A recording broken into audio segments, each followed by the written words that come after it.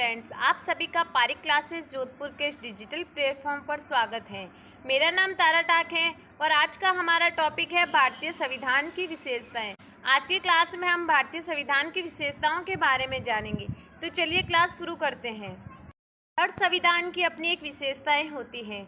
सभी देशों के संविधानों की अपनी अपनी अलग अलग विशेषताएं होती हैं, महत्व होते हैं।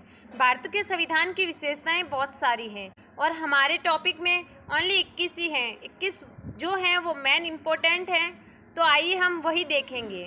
भारत के संविधान की पहली विशेषता है लोक प्रभुता पर आधारित संविधान।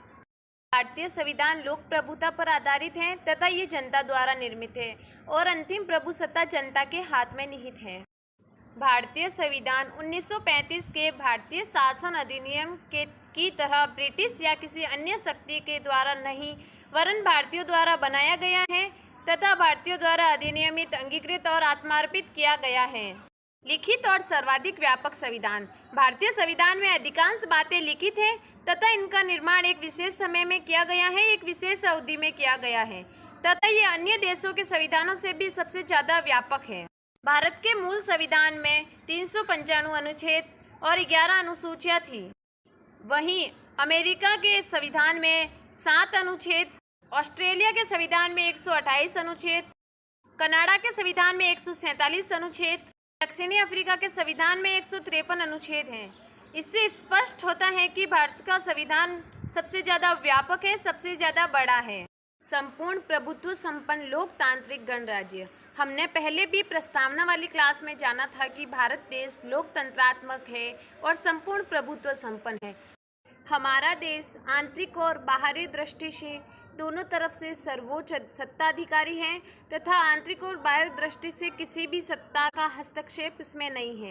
भारत देश पूर्ण रूप से स्वतंत्र है तथा ये किसी भी अन्य राज्य के साथ वैदेशिक संबंध स्थापित कर सकता है।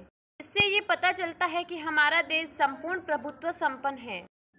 भारत में राज सत्ता जनता में निहित है तथा सभी लोगों को निर्वाचित होने का अधिकार है। अंतिम प्रभुसत्ता जनता के हाथ में है तथा सभी लोगों को चुनाव लड़ने का अधिकार है।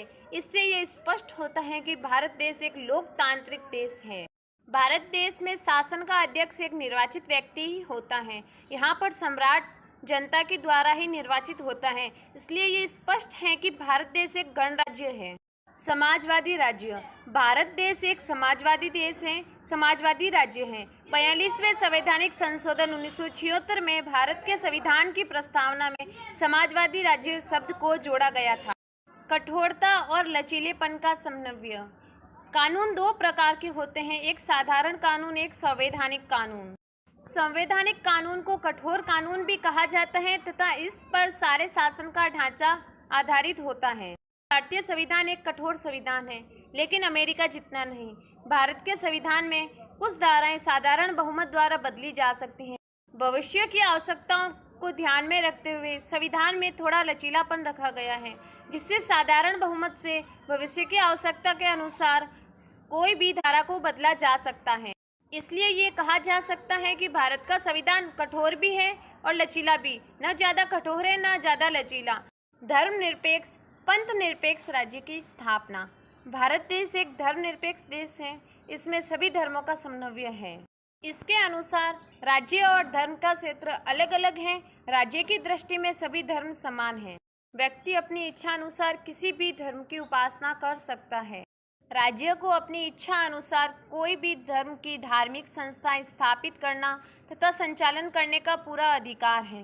भारत के किसी भी राज्य को ये सब अधिकार प्राप्त है। राज्य धार्मिक संस्थाओं के कार्यों को नियंत्रित कर सकता है। राज्य धर्म के नाम पर होने वाले किसी भी प्रकार के अनैतिक या समाज विरोधी कार्यों को रोक सकता है तथा उन पर कानूनी कार्यवाही भी करवा सकता है। एकात्मकता की ओर झुका हुआ संघात्मक शासन। भारत के शासन ने शासन की शक्ति को एक जगह केंद्रित न करके सभी राज्यों और केंद्र दोनों में समान रूप से विभाजित किया है।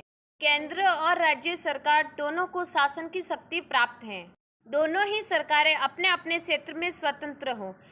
अतः संविधान निर्माता एक ऐसे संघ की स्थापना करना चाहते थे जिनमें राज्यों को पूर्ण स्वतंत्रता तो प्राप्त हो किंतु राष्ट्र की एकता की दृष्टि से राज्यों की अपेक्षा केंद्र अधिक शक्तिशाली हो।